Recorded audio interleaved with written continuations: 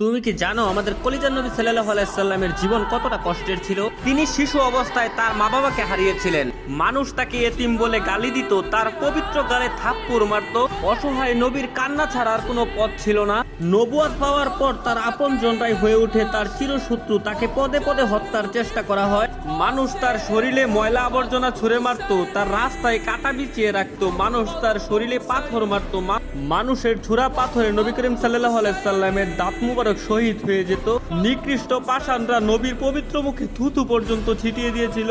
নবী করিম সাল্লাল্লাহু আলাইহি সাল্লামের কষ্টের দহটা আরো বাড়লো যখন তার শিশুকালে কলিজার 3 পুত্র সন্তান ইন্তেকাল করেছিল। আবার কলিজার নবীর ঘরে চুলাও জ্বলতো না। ঈদের দিনও তিনি না খেয়ে ঈদগাহে যেতেন। ইসলামের জন্য আমার নবী 3 বছর গাছের পাতা খেয়ে বেঁচেছিলেন। এত কষ্টের মাঝে থেকেও আমাদের কলিজার নবী আমাদের জন্যই শুধু কেঁদেছেন। আমার এই অসহায় নবীকে যদি ভালোবাসো তাহলে কমেন্টে লেখো আই লাভ মোহাম্মদ এবং চ্যানেলটি সাবস্ক্রাইব করো।